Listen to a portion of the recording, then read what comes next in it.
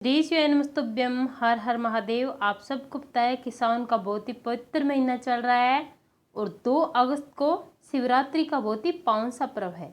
आज की वीडियो में हम आपको बताने वाले हैं कि पार्थिव शिवलिंग का निर्माण कैसे करना है, मिट्टी आपको कहाँ की लानी है, शिवलिंग आपको किस जगह पर बनाना है और मिट्टी में जल आपको कौन सा डालना है, आपको मिट्टी में जल कब डालना है, मिट्टी आपको गीली कब करनी है, उसी दिन करनी है या फिर कितने दिन पहले करनी है। जब शिवलिंग का निर्माण करें, शंकर के शिवलिंग को जब बनाए तो सबसे पहले कैसे बनाए, किस चीज़ के ऊपर हमें शिवलिंग का निर्माण करना है, इन सब बातों का वर्णन शिव पुराण में और लिंग पुराण में वर्णित है। पूज्य गुरुदेव जी की कथा से सुन करके समझ करके आपको समझाने का पूरा प्रयास करूंगा। परंतु उससे पहले अगर आप भी महादेव के सच्चे भक्त हैं, महादेव की कृपा प्राप्त करना चाहते हैं तो चैनल को सब्सक्राइब करके कमेंट बॉक्स में हर हर महादेव जरूर लिखें और वीडियो को शेयर जरूर करना ताकि ज़्यादा से ज़्यादा लोग इसका फ़ायदा उठा सके। सबसे पहले आप इस वीडियो को देख लें, सभी लोग देख लें ताकि आपको शिवलिंग बनाने में दिक्कत ना हो और समय पर आप जल्दी जल्दी साथ साथ बना सकें। तो शिवलिंग का निर्माण करने के लिए आपको लेनी है क्यारे की मिट्टी। क्यारे का मतलब ये होता है कि जिस स्थान पर कोई गंदगी नहीं करी गई हो, बिल्कुल साफ सुथरी मिट्टी होनी चाहिए।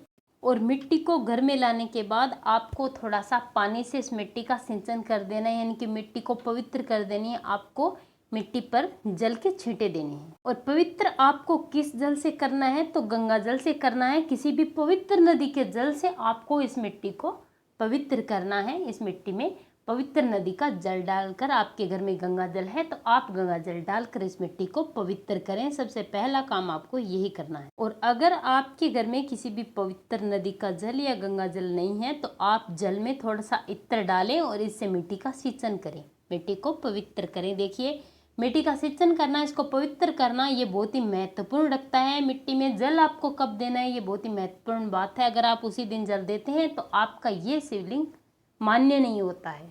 इसीलिए इस वीडियो को पूरा जरूर देखना, तभी आप समझ पाएंगे कि उस दिन आप कैसे शिवलिंग का निर्माण करेंगे और उस दिन से पहले आपको क्या क्या करना है। ये सारी बातें हम आज के वीडियो में आपको बताने वाले हैं। और अगर आपके घर में इत्र भी नहीं है तो आप जल में थोड़ा सा दूध डालें, लेकिन ध्यान रखें दूध गाय माता का होना चाहिए। दूध डालकर आप उस मिट्टी का सिंचन कर दीजिए।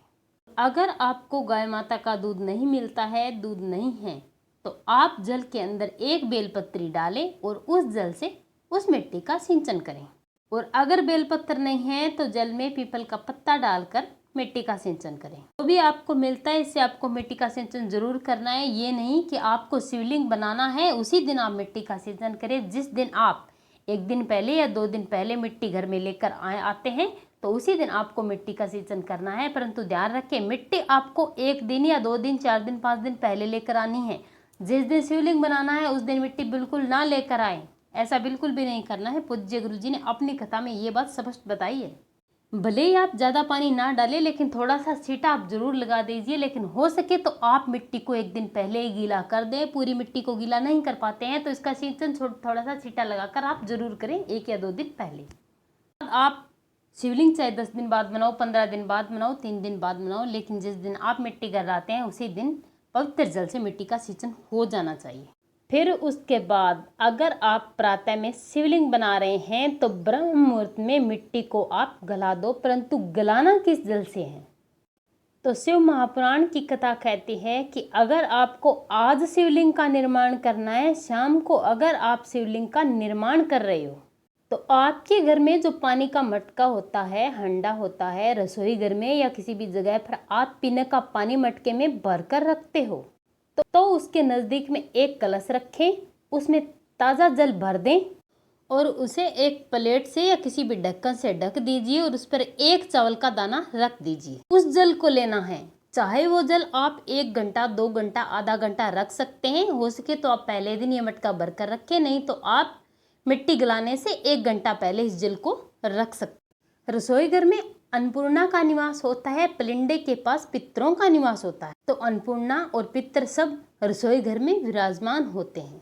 शास्त्र कहता है कि 33 कोटि देवी देवता एक क्षण के लिए भी हमारे रसोई घर में प्रवेश जरूर करते हैं। इसीलिए आपका रसोई घर बिल्कुल साफ होना चाहिए और आपके रसोई घर में जल रखा हुआ जरूर होना चाहिए। नियम है पार्थिव शिवलिंग का निर्माण। यह शिवलिंग अगर आप सोमवार को मनाते हैं या फिर श्रावण के पूरे महीने में मनाते हैं या फिर क्यों ना आप ऑनलाइन गुरुजी जब पूजा करवाएंगे शिवरात्रि के दिन आप शिवलिंग बनाते हैं तो आपको इसी क्रम से मिट्टी को इसी जल से गीला करना है।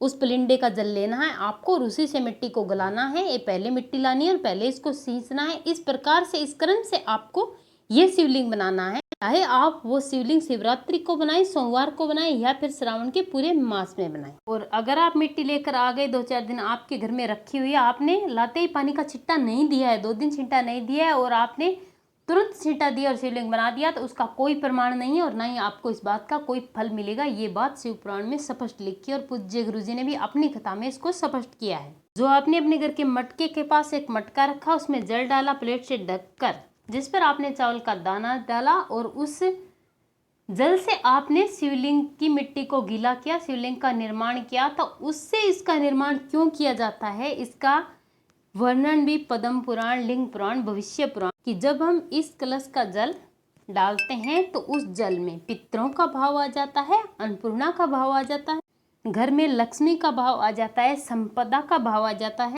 जो 24 घंटे में एक क्षण के लिए 33 कोटि देवी देवता हमारे रसोई घर में आते हैं, उन सभी देवी देवताओं का भाव इस जल में आ जाता है।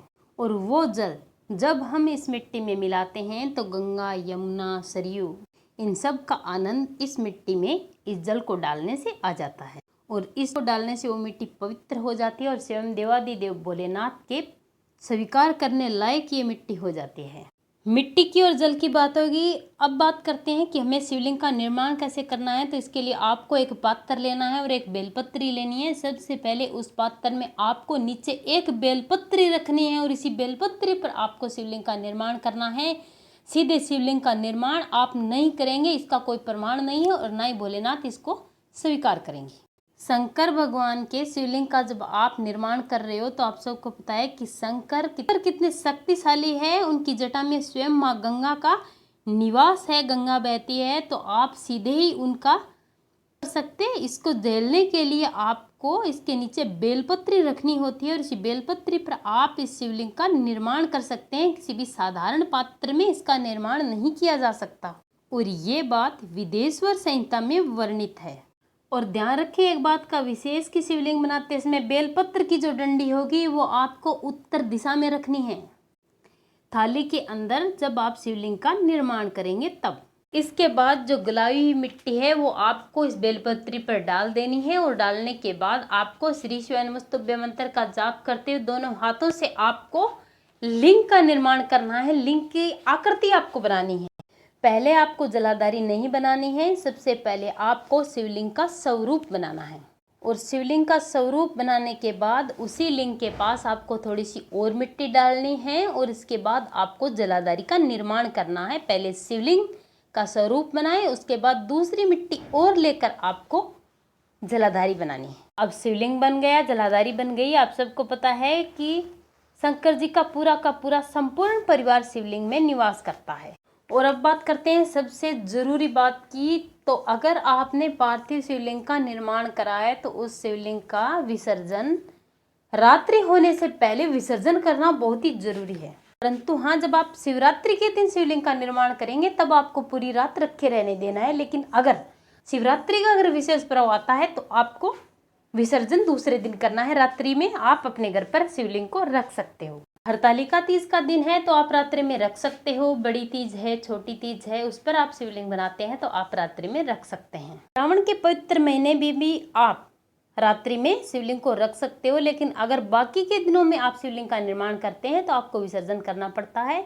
मात्र विशेष पर्व पर श्रावण के महीने में ही आप रात्रि में रख सकते हैं। और बहुत ध्यान से सुनिएगा, जब आप विसर्जन करें पात्र को, शिवलिंग वाले पात्र को शिवलिंग से जब आप जल में छोड़ें तब आपको ध्यान देना है कि जब आप विसर्जन करें तो शिवलिंग की जो जलाधारी है जो उत्तर की तरफ होती है वो उत्तर का भाग विसर्जन करते समय हमारी ओर होना चाहिए। और थाली आप इस प्रकार से पकड़ें कि जब आप विसर्जन करें तो वो उत्तर वाला भाग हमको दिखे, थोड़ा सा उसका दर्शन हमें हो। इस प्रकार से आपको अपनी तरफ जलाधारी करके इसका विसर्जन करना है। जिस कामना से आपने वो शिवलिंग बनाया है, जो भी आपकी मनोकामना है, उसके लिए आप शिवलिंग ने का निर्माण किया है, वो कामना बोलते बोलते आपको जल में शिवलिंग का विसर्जन कर देना है। मनोकामना आपकी शीघ्र ही पूर्ण हो जाती है। इसे कहते हैं पार्थिव शिवलिंग का निर्माण करना, पार्थिव शिवलिंग की आराधना करना। सही तरीका ये है पार्थिव शिवलिंग बनाने का। तो आपको ध्यान रखना है कि मिट्टी कौन सी होनी चाहिए, जल कौन सा होना चाहिए। कहीं ये नहीं कि आप पूरे श्रावण में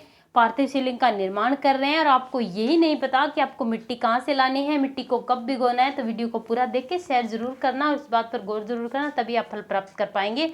वरना मेहनत करने से आप